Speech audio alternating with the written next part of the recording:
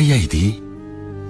ఒక మనిషిని ఆరాధిస్తే ఇంతలా ఆరాధిస్తారా? మీరే అన్నారు కదా సార్, మేమంతా సెంటిమెంటల్ ఫూల్స్ అని. మా తెలుగు ప్రజలు ఎవరి మీద అంత త్వరగా అభిమానం పెంచుకోరు. కానీ ఒక్కసారి పెంచుకుంటే చనిపోయే వరకు వదిలిపెట్టరు. నాకొక్కసారి అతన్ని చూడాలను.